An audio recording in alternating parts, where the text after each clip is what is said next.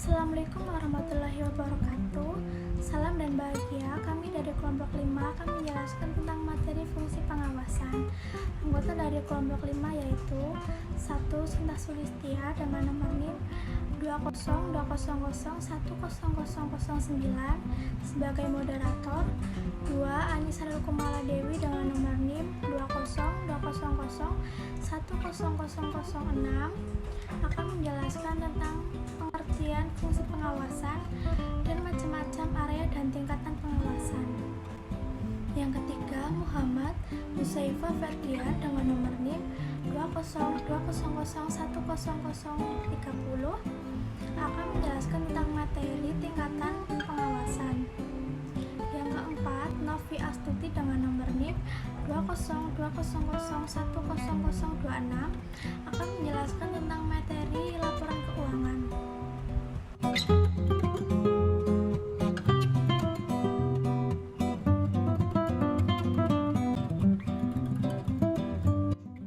Ada yang tahu nggak fungsi pengawasan itu apa? Menurut Wirnadi tahun 2000, pengawasan adalah semua aktivitas yang dilaksanakan oleh pihak manajer dalam upaya memastikan bahwa hasil aktual sesuai dengan hasil yang diinginkan. Sedangkan menurut Basus Swasta tahun 1996 mengatakan bahwa fungsi yang menjamin bahwa kegiatan-kegiatan dapat memberikan hasil seperti yang diinginkan. Fungsi pengawasan atau bisa disebut dengan controlling, yaitu proses memastikan bahwa semua yang dijalankan telah sesuai dengan acuan yang direncanakan. Ada 3 tingkatan pengawasan. Yang pertama strategi, 2 operasional, 3 taktis. Ada juga area sumber daya perusahaan. Yang pertama sumber daya fisik atau alat, kedua informasi, ketiga sumber daya manusia, dan keempat adalah modal.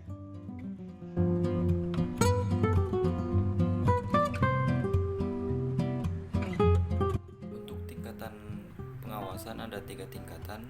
Pertama, pengawasan strategi. Pengawasan strategi adalah jenis pengawasan yang meliputi monitoring faktor lingkungan kritis yang dapat berpengaruh pada kelangsungan rencana strategi, menilai pengaruh penerapan strategi organisasi, dan memastikan rencana strategi itu dilaksanakan sesuai dengan yang diharapkan. Kedua, pengawasan taktis. Pengawasan taktis adalah suatu jenis pengawasan yang difokuskan penilaiannya pada rencana taktis yang dilaksanakan pada tingkatan departemen dengan menilai hasil keseluruhan setiap periode dan mengambil tindakan korektif bila diperlukan.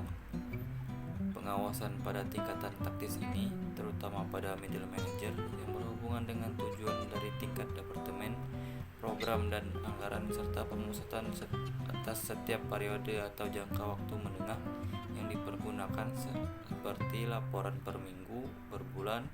Walaupun perhatian utamanya pada pengawasan taktis, middle manager dapat menggunakan pengawasan strategi dengan memberikan informasi pada tingkat manajer di atasnya sebagai isu strategi. 3. Pengawasan operasional.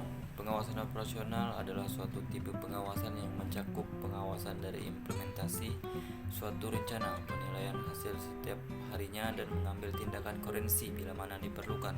Pengawasan pada tingkat operasional merupakan tanggung jawab yang sangat besar dari manajer tingkat bawah. Kegiatan ini biasanya berkaitan dengan jadwal anggaran dan terutama hasil dari setiap orang.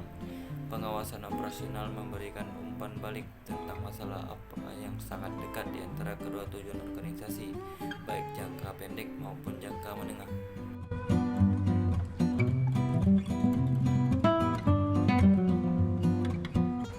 Area pengawasan dalam perusahaan. Yang pertama, sumber daya fisik. Sumber daya fisik merupakan sumber daya yang menyangkut menunjang secara fisik berdirinya satu perusahaan, seperti alat-alat dan kelengkapannya. Sumber daya fisik seperti pabrik, mesin, peralatan, dan teknologi produksi. Pengawasan pada area sumber daya fisik adalah mengawasi atau memperhatikan semua yang dibutuhkan oleh perusahaan.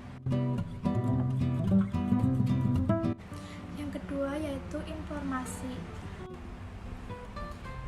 Informasi merupakan kegiatan yang dibuat untuk mengendalikan kinerja perusahaan dalam melibatkan manusia, dokumen, prosedur, dan juga teknologi.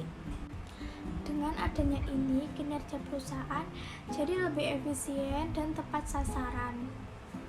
Fungsi dari informasi adalah mempermudah pihak manajemen dalam melakukan pengawasan, perencanaan, dan pengarahan pada semua kinerja departemen. Yang ketiga yaitu sumber daya manusia. Sumber daya manusia adalah mengatur peranan dan sumber daya tenaga kerja yang dimiliki oleh individu secara efisien dan efektif, serta dapat digunakan secara maksimal sehingga tercapai tujuan bersama perusahaan, karyawan, dan masyarakat menjadi maksimal. Yang keempat yaitu modal.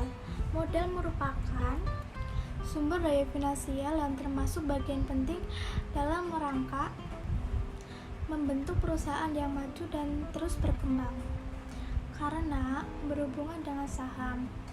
Modal utama dalam membangun sebuah perusahaan dan mengembangkan serta melanjutkan perusahaan tersebut.